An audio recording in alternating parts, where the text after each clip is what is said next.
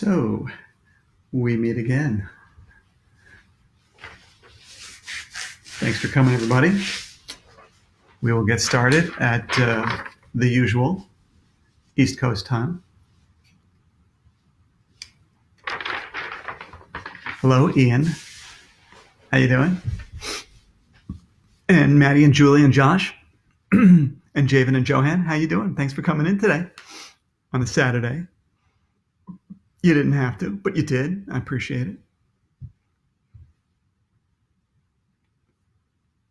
Who else is here? We got Brady and Max and hi Alexis and Paloma and Bryce and Micah and Landon and the Hopper family and Evan and a whole bunch of people. They're scrolling by so quick I cannot read you all, but I see you. I see you out there staring at me. Patrick and Alex and Sophia and Stephanie and the Tuttles, of course, and Xavier from Englishtown and Ryan in Florida and Liam and Amelia in Minnesota and Chase again. Thanks for coming and spending this time on Saturday with me. We'll get started in 4 minutes. Okay. And let's see, somebody from London, Ontario, and Emma and Braden and Eric and Ella and Liliana and Quinn. Happy Easter to all of you. Passover too. Corley's kids are here, and Lila's here. Who else is here? A lot of people coming in. Micah and Alex and Will and Zachary from East Brunswick. We're going to have a good time, really good time today. Different, little special added bonus surprise. Bennett is here and Mackenzie also. So glad you're here today. We're going to get started in three. Ashley and Maya and Kaylee and Blaine.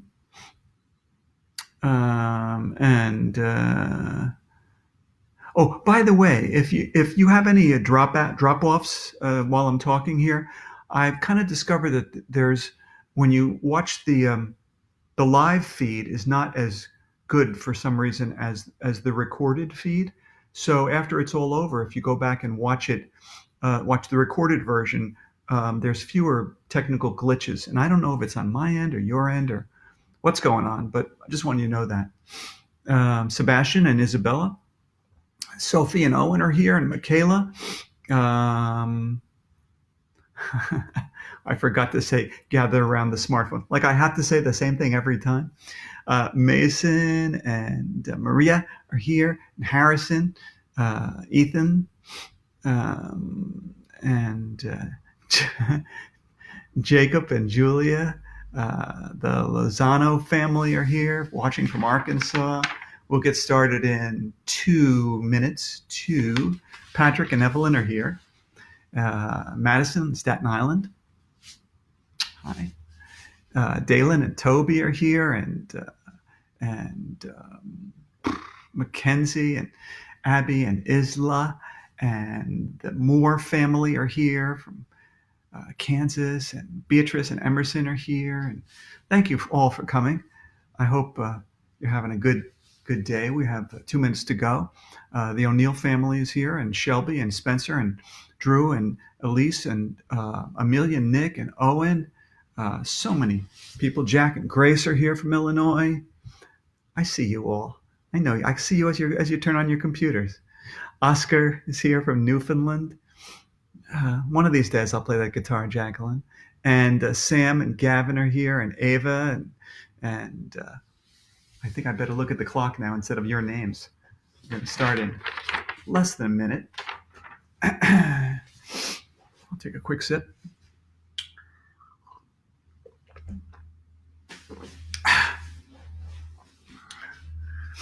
Okay, you guys ready? I'm ready. This one might be a little bit longer than usual because I'm going to read 6 chapters. That's a lot of chapters. Okay. And it's go time, baby. Thanks for coming, all of you. My name is Dan Gutman. I'm the author of the My Weirder-est School series, and No questions of the day today, no introduction. We're going to start immediately with our book of the weekend, the My Weird School Easter special, Bunny Double, We're in Trouble. Yes, it's the Easter special, and I know a lot of you are missing your usual Easter festivities because of what's going on and all. So I hope this will help in some small way. You ready?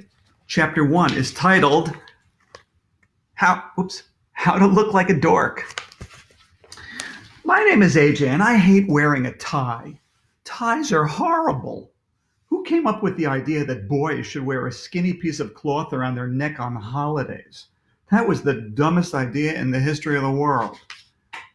Wake up, AJ, my mom shouted from downstairs.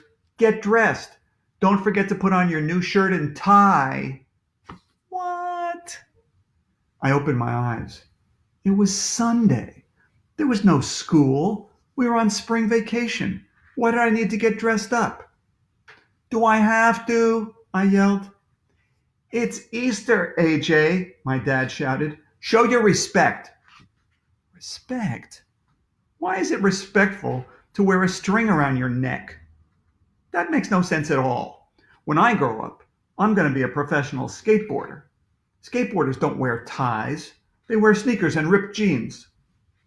I got up and put on my new shirt. Then I put on my dumb tie. Well, I tried to put on my dumb tie. My dad once showed me how to tie a tie, but I didn't remember very well. I put the fat end over the skinny end and looped it around. No, that wasn't right. Then I tried putting the skinny end over the fat end and looped it around. That wasn't right either. How do you tie a tie anyway? Ties are impossible to tie. Hurry up, AJ, my mom yelled from downstairs. We have to go. I tried to tie the tie every which way. Nothing worked. It looked like a bird's nest hanging around my neck. This was going to be the worst day of my life. That's when Dad came into my room to see what was taking me so long. He was wearing his nice suit. This tie is broken, I told him. It doesn't work right. Here, buddy, Dad said. Let me help you with that. My dad stood behind me and tied the tie in like 2 seconds. He pulled the knot all the way up to the top. Gag! You're choking me, I gagged. The tie is cutting off the air supply to my brain. Need oxygen. Feel woozy. Everything spinning. I think I'm gonna pass out. Must go back to bed. Oh, stop being so dramatic, Dad said. Let's go downstairs. When we got to the top of the stairs, my mom looked up at me. A big smile spread across her face. You look very handsome and grown up, AJ. I look like a dork, I said. Chapter 2. The Why Game. My older sister Amy was already downstairs. She was all dolled up in her pink dress, white shoes, and a frilly Easter bonnet. My mom was dressed up fancy too. It looked like we were all going to a funeral. Okay, let's go, my dad said. Do I have to go? I asked. Yes, you have to go, AJ, said my mom. Why? I asked. Because it's Easter, and this is what we do on Easter, said my dad. Why? I asked again. If you don't want to do something, try playing the why game. It's fun. Here's how you play. No matter what your mom or dad says, just keep asking why. It drives grown-ups crazy. Sometimes the why game can go on for hours. We have to go because it's a family tradition, said my mom. Why? I asked. It just is, said my dad. Why? AJ's playing the why game. Because I said so, my dad barked. That's not fair, I whined. The why game always ends with the grown-up barking, because I said so. And then you have to whine, that's not fair. Nobody knows why. I'll take care of this, Amy announced. She pulled me to the side. It's Easter, dumbhead, Amy whispered in my ear. Don't you know what that means? It means I have to wear a tie? No, Amy whispered. It means you get to eat lots of candy. Oh, yeah. I forgot about that. Now she was talking my language. They're going to have tons of chocolate, Amy whispered, and marshmallows, and peeps. Peeps? Did she say peeps? My name is AJ, and I love peeps. In case you live in a cave where they don't sell peeps, they are these delicious marshmallow candies shaped like chicks and bunnies. They're coated with sugar, which is my favorite food. You can put sugar on just about anything to make it taste good. I bet that if you covered a clump of dirt with sugar, it would probably taste good. Not that I'm going to eat dirt or anything, but I bet my friend Ryan would eat a sugar-coated dirt clump. He'll eat anything, even stuff that isn't food. Here's AJ with Peeps. Marshmallows are already made of sugar, so they taste great. But then they put even more sugar on them to turn them into Peeps, and that makes them taste even better than a plain marshmallow. I bet that if you took a Peep and sprinkled even more sugar on it, it would taste even better than a plain Peep. I should try that sometime. The point is that Peeps are the greatest invention in the history of the world. Well, I guess the light bulb was pretty good too, but it would be weird to eat light bulbs. The person who invented Peeps should get the Nobel Prize. That's a prize they give out to people who don't have bells. And the best part is that on Easter, you can eat all the Peeps you want. No questions asked. I have learned a lot about life in my 8 years. Sometimes you have to take the bad with the good. If you want to get really great at skateboarding, you have to spend hours and hours practicing. If you want to get great grades in school, you have to spend hours and hours studying. And if you want to eat Peeps, you have to wear a dumb string around your neck for hours and hours. Let's go, I said, charging out the door. This was going to be the best day of my life. Chapter 3, Me and My Peeps. After we drove 1,100,000 miles, my dad pulled the car into the driveway of a gigantic mansion. It looked like the White House. Wow, I said, which is Mom upside down. Who lives in this place? The President of the United States? No, this is Mayor Hubble's house, my mom told me. Mayor Hubble. He used to be the mayor of our town, but then he got in trouble by stealing money. I heard he was in jail. The mayor cares so deeply about our town, Mom told me, that he wanted to have an Easter celebration at his house, even though he can't be here himself. We walked inside. The place looked like a museum. There were paintings of Mayor Hubble hanging on the walls, and lots of servants, too. Well, the servants weren't hanging on the walls. That would be weird. There were so many servants that I think some of the servants had servants, and they were all wearing tuxedos. Hey, how come guys in tuxedos look like penguins? What's up with that? The place was really fancy. I was afraid to touch anything or sit in a chair because a SWAT team might come running in and arrest me.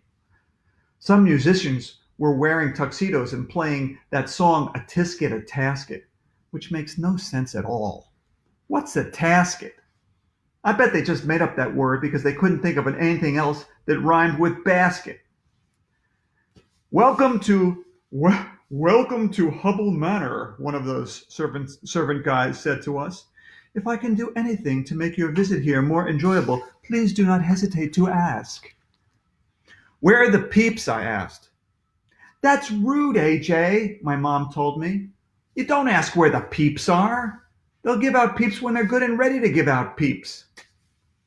Mom was really mad. We walked around for a few minutes until some other servant guy came over. He was carrying a plate of food. Hors d'oeuvres? He asked. I didn't know what hors d'oeuvres were, but they looked yucky.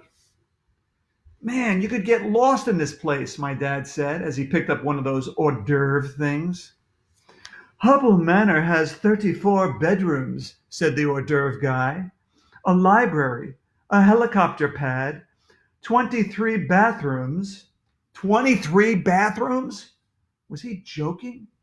My house only has 2 bathrooms. Mayor Hubble must have to go to the bathroom all the time. He should see a doctor about that instead of putting bathrooms all over his house. And 4 half bathrooms, said the hors d'oeuvre guy. Half bathrooms, I asked. Why would anybody want half of a bathroom? What can you do with half a toilet bowl? A half bathroom is a powder room, sir, the guy told me. Powder room? Mayor Hubble needs a whole room to hold powder, I asked. Why can't he just keep the powder in a little box like normal people? Most amusing, said the hors d'oeuvre guy as he walked away. If you folks need anything, I am at your disposal. Disposal? What was he talking about?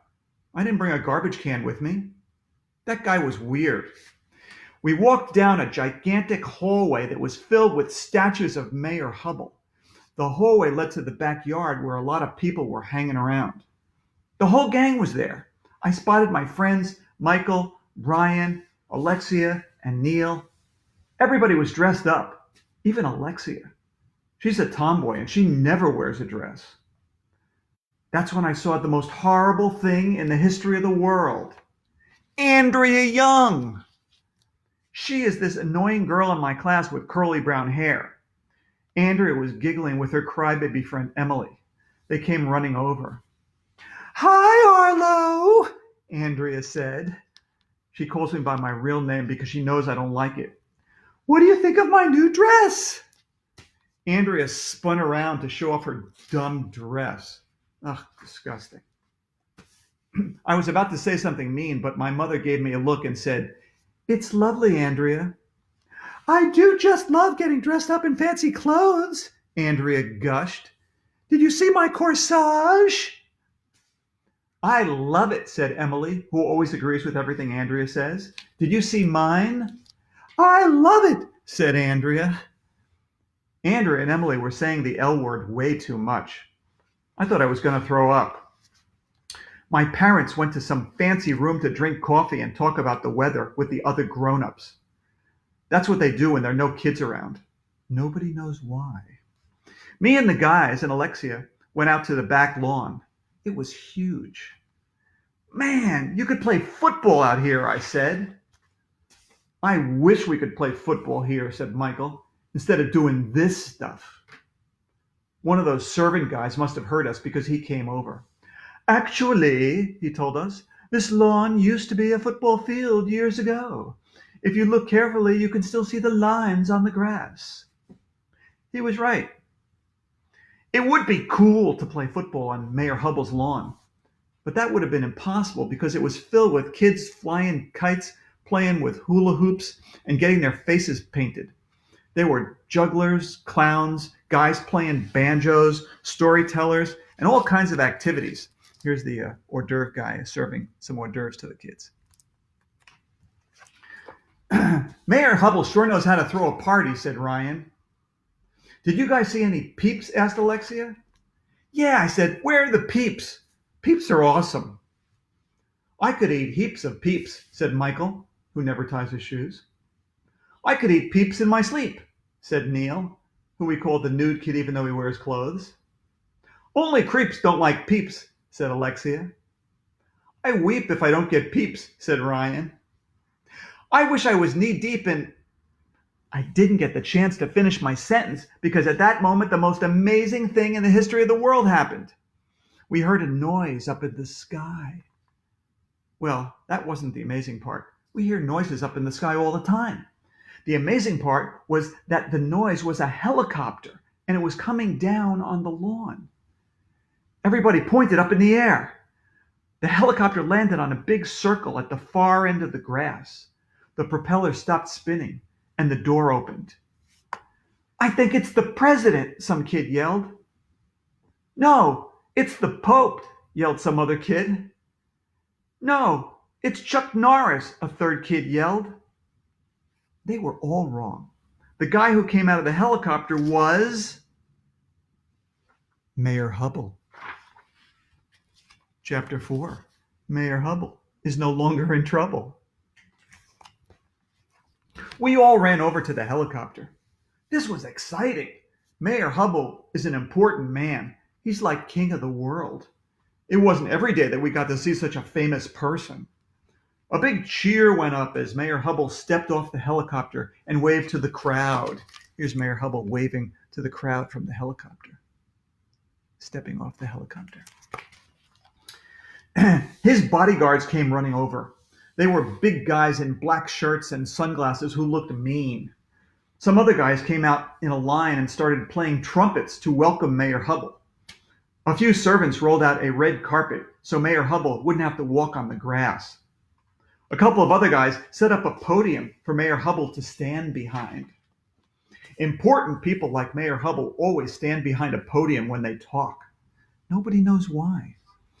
Mayor Hubble probably has a podium in his living room. It would be cool if he stood behind the podium in his living room and said something like, "I have an important announcement to make. It is time for me to take out the garbage."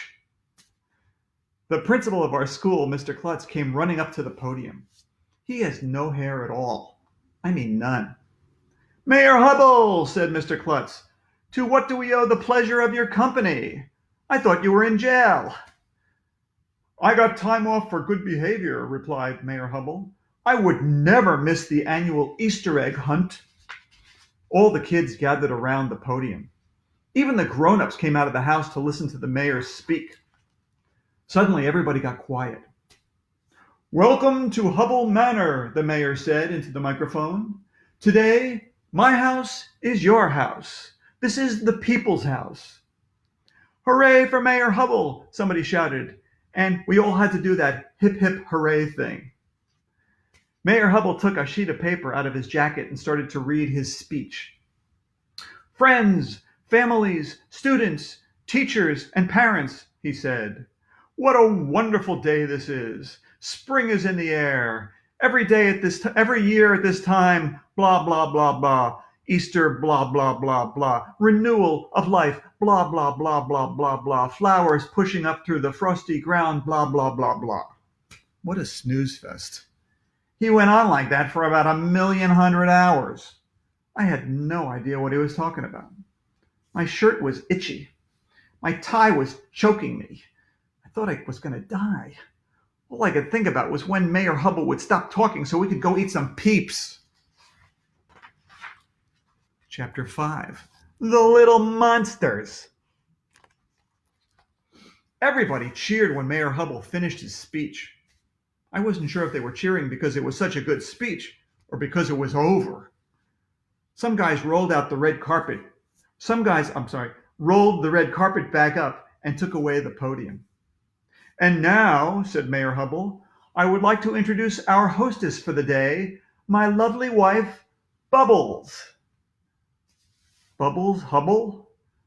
Mrs. Bubbles came running over. She looked like one of those ladies in a shampoo commercial who swirls her hair around in slow motion.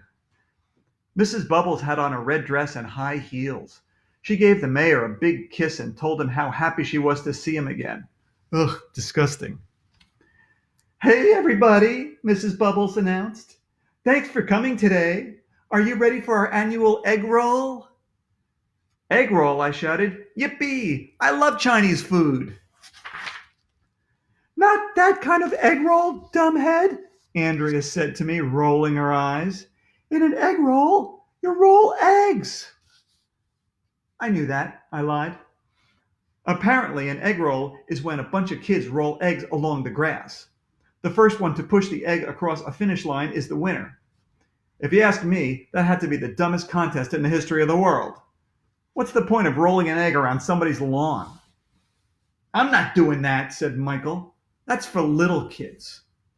"Me neither," said Ryan and Neil. Andrea and Emily said they didn't want to get dirt on their new dresses. "The winner of the egg roll will receive a prize," announced Mrs. Bubbles. "The first child to push his or her egg across the finish line will receive a wooden egg, personally autographed by Mayor Hubble and me." Mrs. Bubbles held up the wooden egg. Oh, here she is holding it up.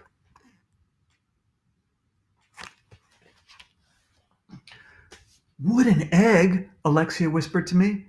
"Where do you think she got a wooden egg?" "From a wooden chicken, I guessed." Alexia and I decided that it would be cool to win a wooden egg. We went over to the starting line. So did about 1,000,000 first graders. Look at those little munchkins, I whispered to Alexia. No way they're going to beat us. This is going to be a piece of cake, said Alexia. I didn't know what cake had to do with anything. Why is everybody always talking about cake? Mrs. Bubbles gave each of us a plastic egg and a long spoon. Then we went over to the starting line. Okay, is everybody ready? Said Mrs. Bubbles. On your mark, get set, let's roll. I thought that Alexia and I could just push those first grade munchkins out of our way, but it was the other way around. They were like animals, yelling and screaming and pushing and shoving and crying and swinging their spoons every which way. It was like a war zone. Get out of my way, some kid shouted. Watch out! Mommy! Ow! You hit me in the face with your spoon. I thought I was going to get trampled by those little monsters. They were brutal, and they were actually winning. Here's AJ getting trampled by the first graders in the egg roll. If Alexia and I lost the egg roll, the gang would never stop making fun of us. That's when I came up with the greatest idea in the history of the world. Psst, I whispered to Alexia. Let's just pick our eggs up and throw them across the finish line. Nobody will know. You should get the Nobel Prize for that idea, Alexia whispered back. I bent down to pick up my egg, but before I could get it, one of those first grade munchkin girls stomped on it. Crack! My egg was all over the grass in a bunch of pieces. Hey, kid, I shouted, you busted my egg. But that munchkin didn't care. She was long gone. Some other little boy monster stepped on Alexia's egg and smashed it. He ended up winning the wooden egg. After the egg roll was over, Michael and Ryan made fun of us for letting a bunch of first graders beat us. I thought Mrs. Bubbles might give us some peeps for participating in the egg roll, but she didn't. Maybe there's a peep shortage, Alexia told me. Yeah, maybe they have to conserve the peeps, Ryan said, so there will still be peeps left in 100 years for our children and future generations to eat. The peeps would be stale by then, said Neil. Stale peeps are better than no peeps, said Michael. Can't they just make more peeps, I asked. Okay, kids, said Mrs. Bubbles. Let's all go inside the house. All right, finally, it was Peeps Time. Chapter 6. I thought I was going to die. Mrs. Bubbles led us inside Hubble Manor. There were separate rooms for the first graders, second graders, third graders, and fourth graders. Me and the gang went into the third grade room. A long table was in there. And you'll never believe in 1,100,000 years who walked into the door at that moment. Nobody. It would hurt if you walked into a door. But you'll never believe who walked into the doorway. It was our art teacher from school, Ms. Hannah. She never throws anything away because she says everything can be art. Ms. Hannah was wearing an Easter dress made out of old pot holders. What are you doing here, Ms. Hannah? Asked Neil. Are you going to pass out the peeps? Asked Alexia. We want peeps, I shouted, jumping up from my seat. We want peeps. I figured everybody would jump up from their seats and start chanting, we want peeps with me. I looked around. Nobody else was standing. Nobody else was chanting. Everybody was looking at me. Well, that was embarrassing. I sat back down in my seat. No, I'm not here to pass out peeps, said Ms. Hannah. I'm here to help you do Easter egg dyeing. Here's Ms. Hannah with her dress made out of pot holders.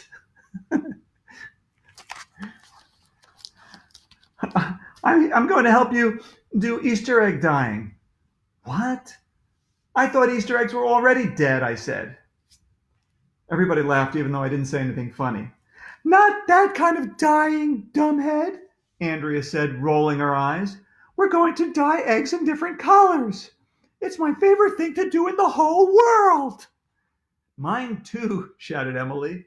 She jumped up in the air and started hugging Andrea. Everything those two do is their favorite thing to do in the whole world. What is their problem? Why can't a truck full of Easter eggs fall on their heads? We all sat down at the long table. Miss Hannah got out a bunch of eggs and cups and other stuff from a cabinet. She put a colored tablet into each cup and then poured water and vinegar into the cups. Ugh, the vinegar smelled horrible. I thought I was going to die. I mean, die. Here's AJ smelling the vinegar.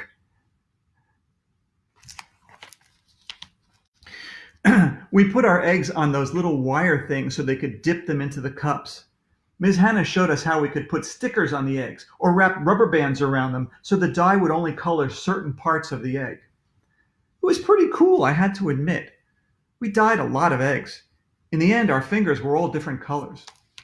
We had to wait a few minutes for our eggs to dry, so Ms. Hannah had us sing this song called Little Bunny Foo Foo.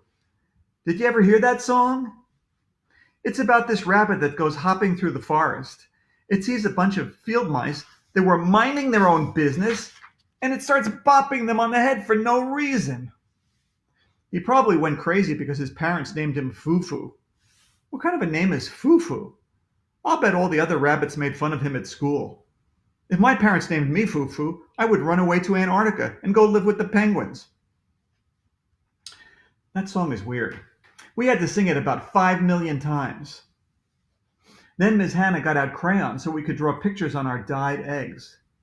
I'm going to draw a pretty butterfly, said Andrea. Me too, said Emily.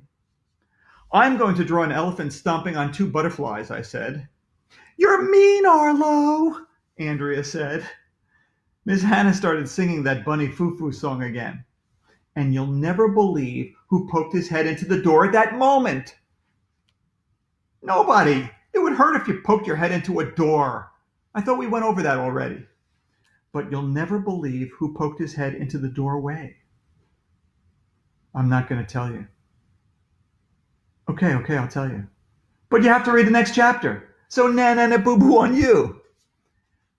Well, that's chapter 6. And we're going to pick up this book, chapter 7, tomorrow. The Easter Bunny is weird. So we read the whole half of this book today. We're going to read the other half tomorrow. Same time, same place. I hope you guys have a great Easter Sunday. And I hope you all read like crazy, wash your hands like crazy. I'll see you tomorrow. Same time, same place. Bye now. Happy Easter. Happy Passover.